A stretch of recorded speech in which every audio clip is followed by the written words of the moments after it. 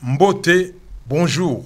Ici Paris, depuis ce magnifique et immense studio de télévision propriété d'un Congolais de la République démocratique du Congo, l'émission L'Europe parle aux Congolais reçoit la Congolaise Candide Okeke, vice-présidente de la PARECO, son message politique pour les jeunes à l'occasion de 59 ans de la proclamation de l'indépendance du Congo, 30 juin 1960, 30 juin 2019. Le Sako Tika Ye Asala Ye, c'est le peuple congolais dans ses droits des peuples à disposer d'eux-mêmes. Pour boucler la boucle de cette édition spéciale, notre Momekano jeu concours $100 à gagner pour uniquement les personnes qui habitent l'espace de la République démocratique du Congo. Le Sako, bonjour, Madame la vice-présidente. Quel est ce message politique aux jeunes pour ces 59 ans de la proclamation de l'indépendance du Congo, pays sous occupation des extrémistes Tutsi rwandais de Paul Kagame et du joséphiste Hippolyte Kanabé, Joseph Kabila? Bonjour, Papa Lido. Oui, ben, quel est ce message-là? Parce que nous sommes en live et votre message est tellement attendu par les jeunes de la République démocratique du Congo et des jeunes qui sont aussi des amis du peuple congolais. Quel est ce message politique que vous allez lire? Et puis nous, on va vous écouter et après, je vous pose quelques questions. Bon, vous êtes à l'antenne en direct. Eh bien, écoutez, voici donc le message de la PARECO à la jeunesse congolaise pour la journée du 30 juin. Le 30 juin pour vous, jeunes Congolais d'aujourd'hui, doit être un jour d'interpellation de votre conscience devant la gravité de la situation que traverse notre pays, la République démocratique du Congo. Car cette date doit en effet vous rappeler le sacrifice suprême de vos grands-parents qui se sont levés le 4 janvier 1958 pour forcer les colons belges à leur lâcher contre leur gré leur souveraineté nationale et leur octroyer donc l'indépendance du Congo.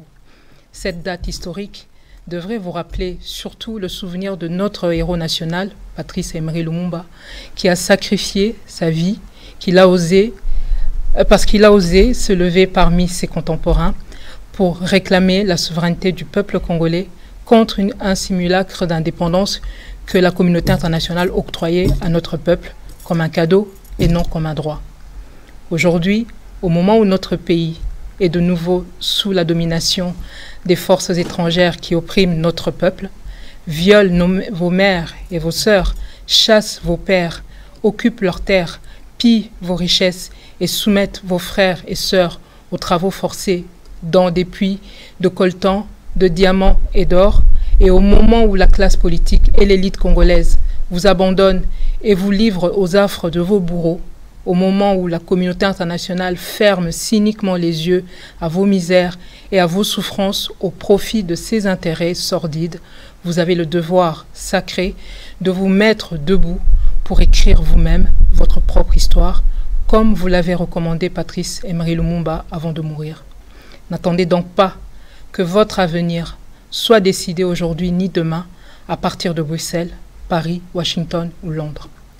Le 30 juin doit vous rappeler nos martyrs qui viennent de sacrifier leur vie parce qu'ils se sont dressés contre l'invasion des barbares qui ont envahi notre pays et qui cherchent à le balkaniser. Souvenez-vous donc du sacrifice de Monseigneur Christophe Mouzieroy, Monseigneur Emmanuel Kataliko, Vincent Machosi, Colonel Mamadou Ndala, Général Félix Mbunza Mabe, Rossi Mukendi, Chimanga, Floribert Chebeya, Fidel Bazana, Armand Tungulu, Luc Kulula et tant d'autres, pour ne citer que cela, et tant d'autres, tellement tant d'autres. N'oubliez pas aussi nos 12 millions de morts. Parmi cet échantillon de martyrs et héros de la résistance cités ci-dessus, vous trouverez des jeunes comme Rossi, Mukendi, Armand Tungulu et Luc Kulula qui n'ont pas eu peur de la haine des barbares. Ils les ont affrontés de face avec l'espoir que leur sacrifice ne sera pas vain. Leur sang vous interpelle donc aujourd'hui pour parachever leur combat. Il faut donc que le 30 juin soit pour vous, jeunes Congolais, un jour de prise de conscience devant le danger qui menace l'existence de la nation congolaise. Il faut que le 30 juin prochain, vous preniez définitivement en main le destin du Congo, votre destin. Et cette prise de conscience ne passe que par une seule voie. Vous devez vous lever et vous dresser comme un seul homme pour monter à l'assaut du système d'occupation et de prédation actuellement en place en RDC. Levez-vous donc pour mettre fin au régime barbare incarné par une coalition infernale et antipatriotique. Peuple congolais, ne cédez pas au chant des sirènes. La RDC est en danger. Il faut stopper Félix Tshisekedi. Il a trahi le Congo. N'oubliez pas ceux qui sont tapis derrière celui qui vous fait les yeux doux aujourd'hui sous prétexte qu'il est un enfant du pays. N'oubliez pas que cet enfant du pays est arrivé au pouvoir parce qu'il a choisi de trahir son peuple, parce que son frère est le bourreau. Pardon. N'oubliez pas que cet enfant du pays est arrivé au pouvoir parce qu'il a choisi de trahir son peuple, parce qu'entre son frère et le bourreau de son peuple, il a choisi le bourreau. N'oubliez pas qu'il a fait alliance avec les agresseurs rwandais qui massacrent vos enfants et violent vos femmes, qui pillent vos richesses en exploitant vos enfants comme esclaves dans des travaux forcés au fond des mines à l'est de la RDC. N'oubliez pas que l'UDPS et ses leaders politiques ont toujours été les alliés des Rwandais et à ce titre, ils sont allés céder l'impérium à Sun City, à Joseph Kabila et à Azarias Ruberwa en offrant au premier son maintien à la tête des institutions nationales et au second le poste de vice-président en charge de la sécurité et la défense de la RDC.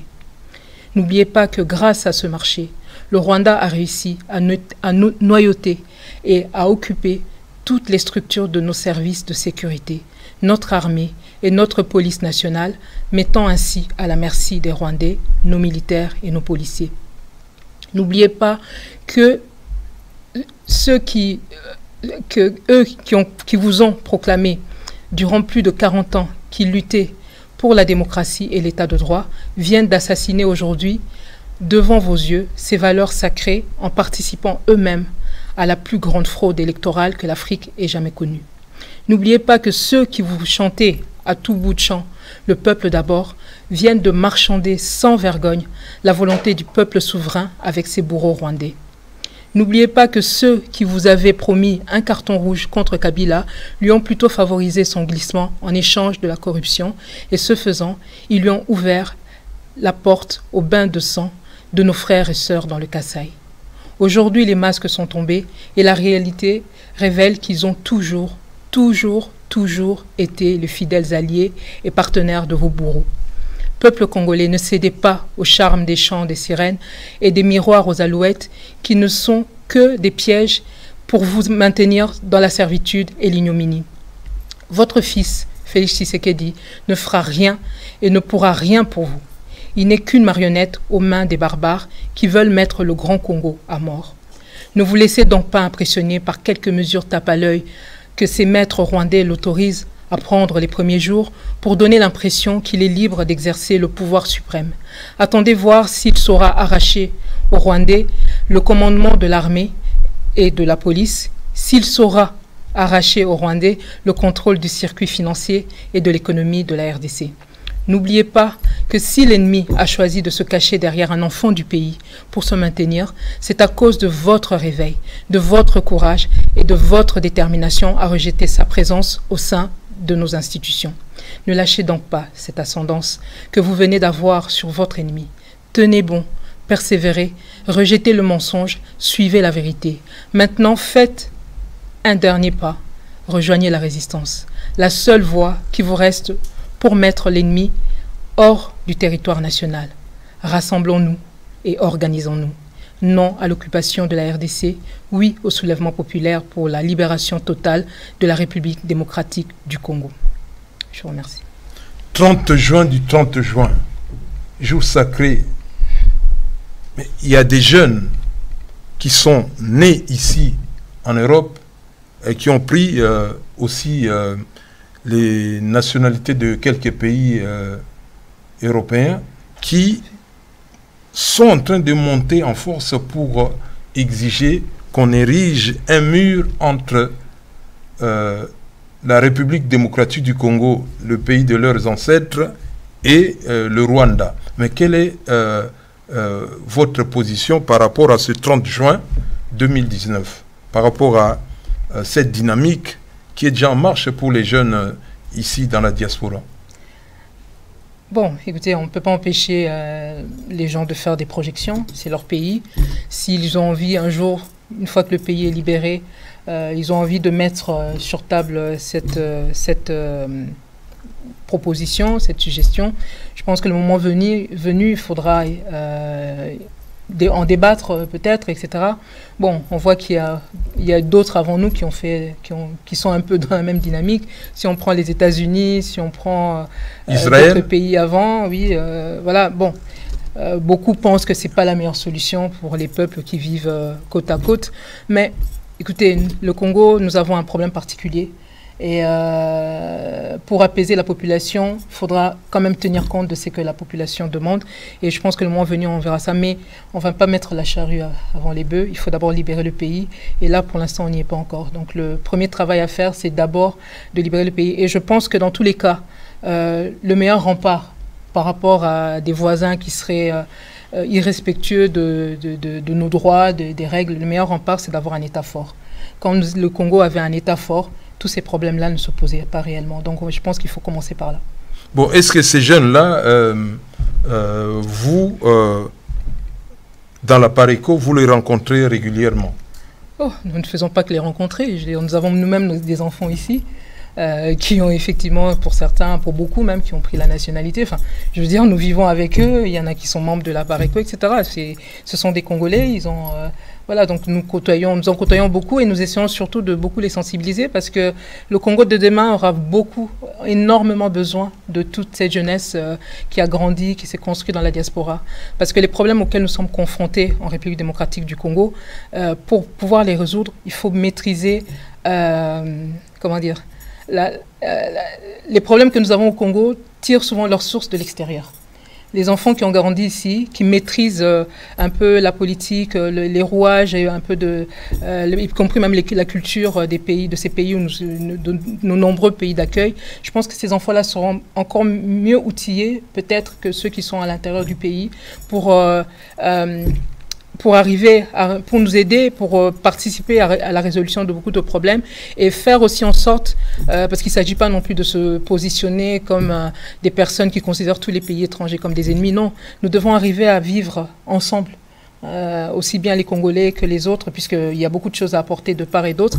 Et ces enfants-là pourront peut-être participer positivement à cette jonction pour qu'on puisse avoir des relations qui soient respectueuses des droits des uns et des autres de part et d'autre.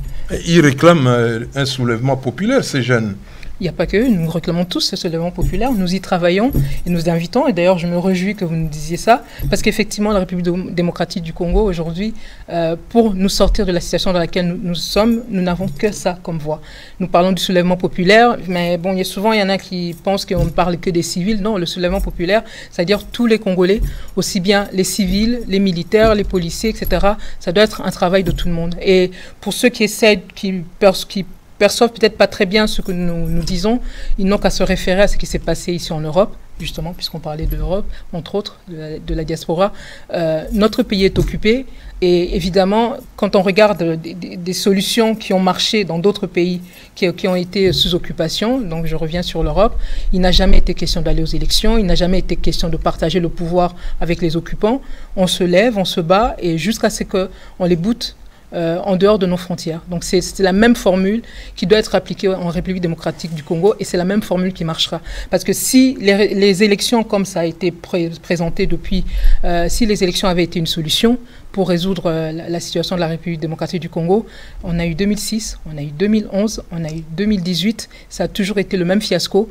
Et évidemment, puisque ceux qui sont au pouvoir, le régime en place, n'est pas là pour céder le pouvoir. Ils sont là pour continuer à travailler pour les intérêts des lobbies qui sont derrière eux, etc. Donc forcément, ce qui se passe en République démocratique du Congo, c'est qu'on a une équipe de personnes qui ont confisqué le pouvoir. Tout ce que nous voulons avoir dans ce pays-là, il va falloir aller l'arracher, et ça doit se passer par ce soulèvement populaire. Mais nous, journalistes kamites panafricains, congolais de la République démocratique du Congo, nous disons Ingeta, et nous suivons aussi ces jeunes. qui exige l'arrestation de monsieur qui est connu, l'homme venu d'ailleurs, qui s'appelle Hippolyte Kanambe. Mais quelle est votre position par rapport à cette... Ils ont des avocats. Hein. Ils ont des avocats, c'est des jeunes. Et moi, j'ai déjà vu aussi quelques dossiers. Mais ces jeunes-là, comme ils sont de nationalité française, belge ou suisse, est-ce que c'est un handicap pour... c'est un handicap par rapport à votre réalité dans l'appareil, que c'est un handicap pour poursuivre Joseph Kabila. Parce que c'est le nom officiel connu. Il n'y a pas de raison. Le problème, c'est d'abord, ils sont avocats, donc ils sont du domaine, ce qui est déjà la première des choses. Et mais comme ils ont des nationalités étrangères. Bah, écoutez, les dossiers sont tels que je pense qu'on a tous eu l'occasion de pencher un peu notre nez dans tout ce qui se fait en République démocratique du Congo, tellement de rapports avec tellement de tueries, de massacres, etc. Il y a largement de quoi faire. Tout ce qu'on a pu constater, c'est qu'il manquait plus une volonté politique. Maintenant, il faut qu'il y ait des gens comme ceux-là qui travaillent déjà là-dessus pour préparer les dossiers, recenser les victimes, etc., rassembler les témoignages. Il y a tout un travail à faire de documentation, etc. Et dès que le moment sera propice pour que face à une vraie juridiction, parce que malheureusement pour l'instant, vu qu'il n'y a pas de volonté politique de la part de la République démocratique du Congo, et pour cause, ce sont les occupants qui sont en place, c'est difficile de bouger les institutions à l'extérieur, au niveau des juridictions, pour avoir une vraie justice. Regardez la CPI, c'est honteux ce qui se passe. Enfin, je veux dire, je pense que tout le monde commence à comprendre qu'il y a quand même quelque chose qui ne va pas, qu'il y ait une cour pareille depuis des années. Les tueries continuent en République démocratique du Congo. Il y a des moments où on vous parle de plus de 1000 morts par jour. J'ai bien dit par jour. Hein, des viols ou des pareils. Donc, et il n'y a toujours pas un semblant de justice. Ce sont les mêmes criminels qui sont en train d'agir dans la région des Grands Lacs. Je ne parle même pas seulement de la RDC. Ce sont les mêmes criminels qui, juste d'une impunité depuis plus de 2 décennies, dans la région des Grands Lacs, ils ont tué au Rwanda et ils sont rentrés chez nous. Mais quand je dis que ceux qui ont tué au Rwanda, ce n'est pas seulement ceux qu'on nous présente habituellement, les FDLR, etc., je dis, ça fait plus de 20 ans qu'ils sont là. Ils ont, je ne sais plus quel âge. Hein, c'était une petite poignée. Le Rwanda était rentré sur notre territoire pendant des années. Ils les ont pas exterminés. C'est déjà, quand vous regardez, vous allez un peu plus au fond des choses, vous vous rendez compte qu'il y a déjà beaucoup de mensonges autour de la manière dont on présente les choses. Donc, l'impunité perdue en République démocratique du Congo parce qu'il y a le Tutsi Power. Il y a des hégémonistes Tutsi qu'on laisse tranquille. Ils ont tué au Rwanda. Ils n'ont pas été poursuivis. Quelqu'un comme Paul Kagame en fait largement partie, James Kabarebe, Azarias Ruberwa, ceux qui sont chez nous là, Moïse Nyarugabo, etc. Tous ces gens sont aujourd'hui, tout ce qu'on a pu constater les concernant, c'est que c'est comme si on leur avait octroyé une prime au crime. Les uns sont présidents, l'autre est ministre, l'autre a été vice-président, etc. Voilà ce qui se passe dans la région des Grands Lacs. C'est un des plus grands scandales qu'on puisse imaginer et ça perdure. Aujourd'hui, on a même des gens qui vont vous parler, quand on parle de la Shoah, etc., on a dit plus jamais ça. Mais comme par hasard, il y a parmi ces personnes-là qui disaient plus jamais ça pour la Shoah, des personnes qui aujourd'hui soutiennent quelqu'un comme Kagame, qui aujourd'hui nous appelons, pour nous, c'est un Hitler africain. On ne peut pas comprendre des gens, qu'il y ait des personnes, je parle notamment des gens comme Dan Gertler, qui soutiennent Kabila, celui qui se fait appeler Kabila, qui est un de... Dan Gertler, je signale, c'est un Israélien, un homme d'affaires israélien. Pour les gens qui ne maîtrisent pas toujours les contours des politiques de la République démocratique du Congo. Ouais. Donc voilà, justement par rapport à ses origines israéliennes, moi-même, je vais être clair là-dessus, parce qu'il y en a quand on commence à parler de ça, ils vont commencer à parler tout de suite d'antisémitisme, etc. Non, je suis désolée, moi j'ai été élevée par une personne, la personne qui a été mon tuteur depuis que je suis en France. Il est d'origine juive. Il a sa famille, ils sont morts dans les camps de concentration. Donc c'est quelque chose qui personnellement me touche déjà beaucoup. Et ça me choque d'autant plus de voir des gens, des Israéliens, qui sont dans l'histoire évidemment est très liée à cette histoire de la Shoah, que je puisse voir un Israélien qui va cautionner ce qui se fait en République démocratique du Congo. Puisque ce qui se fait en République démocratique du Congo n'est pas et au moins comparable à ce qui s'est passé par rapport à la Shoah. Nous avons tous été choqués par ce qui s'est passé avec la Shoah. Nous le condamnons tous. Et ce n'est pas normal qu'aujourd'hui, des personnes qui ont donné des leçons à toute la terre entière par rapport à ça puissent fermer les yeux sur ce qui se passe en République démocratique du Congo. Et je trouve que c'est une façon de cracher même sur les victimes de la Shoah. Quand on se comprend de cette Madame la vice-présidente, il y a des jeunes filles en ce 30 juin 2019 qui ont fui l'occupation des extrémistes Tutsis rwandais en République démocratique, donc qui se retrouvent dans des pays comme le Koweït et les Émirats arabes et Arabie saoudite, Liban. Et qu'est-ce que vous avez comme message pour ces jeunes que des réseaux mafieux ont mis sur le terrain criminel de la prostitution? On les tape, on les viole, on les drogue. Qu'est-ce que vous avez un message? On a évalué leur nombre, c'est entre 300 et 500 jeunes Congolais. Il y a aussi les Camerounaises, il y a aussi les Ivoiriennes. Et moi, je parle pour ce 30 juin. Qu'est-ce que vous avez un message à faire passer à ces jeunes filles qui souffrent?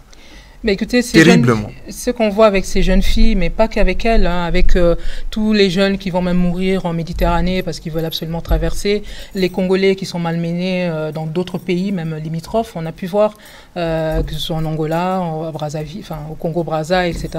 Les Congolais sont devenus comme des orphelins, comme on dit en lingala, banitike. C'est-à-dire que l'État congolais est tellement défaillant, il n'y a plus personne qui est là vraiment pour veiller sur les Congolais qui essaient de se démener comme ils peuvent. Et il se trouve que voilà, ça c'est une manifestation de personnes qui se retrouvent à essayer de trouver des solutions et qui tombent dans des mauvaises mains et qui se retrouvent dans des réseaux où on va les traiter comme des esclaves humains à cette époque. Voilà, c'est déjà assez impensable, mais c'est justement le reflet, une manifestation de la défaillance de l'État congolais et sûrement d'autres États aussi africains, etc. Mais le message que je peux donner par rapport à ça, à ce constat-là, à la jeunesse congolaise, c'est que nous devons, il est plus que temps que nous arrêtions d'aller chercher des solutions en dehors de notre pays, et particulièrement pour nous qui sommes des Congolais. La RDC est un des pays les plus riches au monde. Nous ne sommes pas de ces peuples qui devrions avoir le regard tourné vers l'extérieur pour trouver des solutions à nos vies. Dieu nous a vraiment donné des richesses immenses. C'est presque un affront que nous faisons quand nous commençons à sortir et à céder le pays à tous ces prédateurs-là, etc. Nous devons rester chez nous et régler les problèmes que nous avons avec ceux qui sont là en s'imaginant que leur bonheur à eux passe forcément par le malheur des Congolais.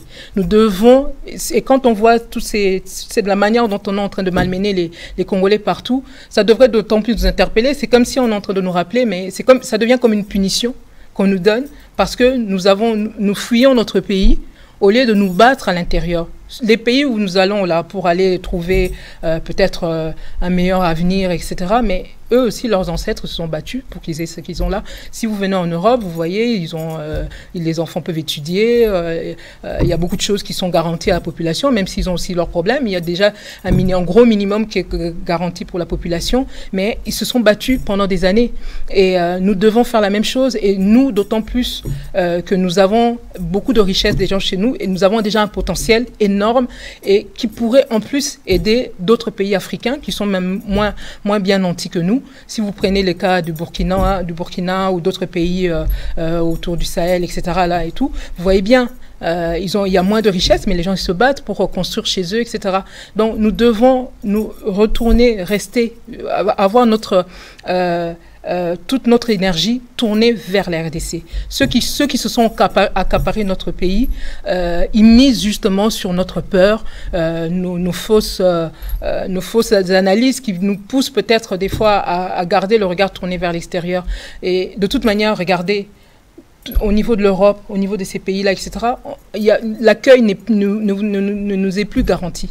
Donc nous devons absolument plus que jamais nous battre à l'intérieur de notre pays. C'est pour ça que nous parlons de ce soulèvement populaire qui a besoin justement de tous ces jeunes, que tous ces jeunes se mobilisent, s'organisent pour qu'on puisse arriver à trouver une solution durable. Parce que souvent, ce qu'on nous propose, ce sont des solutions, enfin, j'appelle ça des solutions de 2 jours. Ça dure 2 jours, mais après, on repart dans les mêmes problèmes. Donc, il faut des solutions durables. Bon, j'ai, en 2002, interviewé le président du Burundi de l'époque, Pierre Buyoya, à la maison de Radio France. C'est une situation terrible qui m'a été... dont l'information m'avait été filée par un journaliste burundais, je ne peux pas dire son nom ici parce qu'il est rentré au Burundi, des soldats Tutsi, rwandais, burundais, qui avaient, porteurs de sida, ont été à un moment donné envoyés en République démocratique du Congo dans le cadre de cette guerre d'agression. Est-ce que vous connaissez ce dossier-là? Parce que Mme Benguigui en a parlé beaucoup, je crois, 10 ans plus tard. Parce que moi, j'en ai...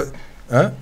Peut-être même pas, parce qu'au moment où elle en a parlé, je crois que c'était en cours. Donc, à vrai dire... Moi, l'information m'avait été filée en 2002. Oui, ils ont commencé depuis longtemps, mais ça a duré pendant un moment. Je veux dire, aujourd'hui... Vous êtes au courant de ce dossier? Oui, il y a des... Vous êtes au courant de ce dossier, pas en tant que monsieur, madame, tout le monde, mais en tant que Apareco. Oui, dans tous les cas, Apareco suit de près tout ce qui se passe en République démocratique du Congo, et particulièrement, justement, tous les mécanismes qui sont mis en place pour exterminer notre population. Effectivement, ça c'était un des mécanismes mis en place par ces hégémonistes Tutsis, et ça a été dénoncé par Mme Yamina Benguigui pendant qu'elle était encore secrétaire d'État, ministre dans le gouvernement de Sarkozy. Voilà, et elle a fait en direct, moi je l'ai suivi sur RFI, elle en avait parlé. Effectivement, donc c'est pratiquement un secret de polichinelle. Aujourd'hui, on tue les Congolais par tous les moyens, aussi bien en déversant comme ça des milices, hein, c'est pas forcément des militaires, etc. Donc, Kokoba, mais Malobani Nyoyo, en 2 mots, Pessi, Banaya, Bailenge, République démocratique du Congo, na obazana diaspora, na obazana Namboka, Malobani. Nazo Sabango, ndena banauloba tout à l'heure, na lobi solution effet ngai nabi Apareco tozo Sabango, solution mboka na biso eza susa ko kendo lukango libanda te, solution pour na ba congolais ba vivre malamu na mboka na bango, etc. eza suscité que to bima forcément to kende libanda pour to kendo luka pendant des années, batumingi basali yango, toza na diaspora, toza biso, toza ebele. Solution, botalaka ndenge pe bamboka ngo ezokoma bazokanga kanga ba frontière na bango. Donc il faut absolument tobunda na kati ya mboka na biso. Mais basengi bano bakolia wa basengi babeta Kabila bloc aboma. Batie na wele.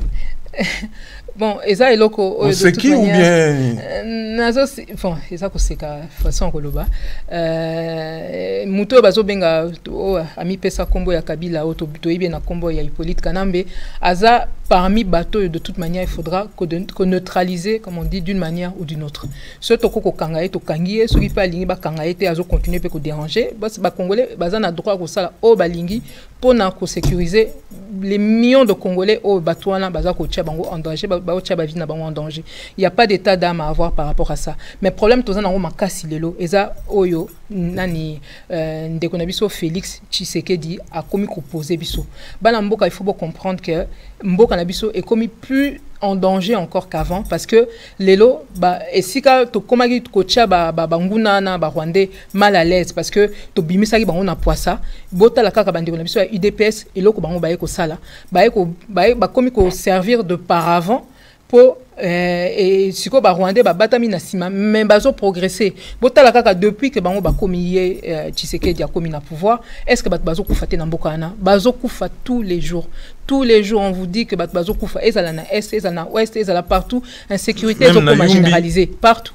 Voilà, Donc sur tout l'étendue il y a territoire congolais na bao bazokufa parce que bazobeta bazoboma bango na masasi mais mingi pe bazokufa insalubrité kaka o bango bazo entretenir depuis bambula na bambula mais ça peut façon ko boma biso hein babilo comme même tozo ka ba kopesa bino même ba vaccin boyebi que ba rwandais baza na souci na bango ezaki ba diminuer nombre ba congolais mais siko na minute yo même ba vaccin bazopesa bino bato bazo décider na produit o ba kopesa bino pona bo tia bo tout baba na bino tonga eza banguna na bino baza ko gérer ngo bozo mona te que comme la situation sa somme. Donc il faut absolument arrêter ça et arrêter ça le plus vite possible. Ok, Madame la vice-présidente de la Pareco, Candide Okeke, merci. Accent Tissana, tout ton délai, toi ça qui dit là. Nous terminons cette émission par notre jeu concours qu'évoque pour vous l'affaire Jeannette Abidje. C'est une Congolaise de la République démocratique du Congo. Et quel est le nom de ce sportif français originaire de la République démocratique du Congo qui a financé le BAGO, c'est-à-dire le dictionnaire français Lingala, rédigé, enrichi par le professeur Kawata Hachemtem. Je parle d'un footballeur français originaire de la République démocratique du Congo. À la prochaine occasion, je vous remercie.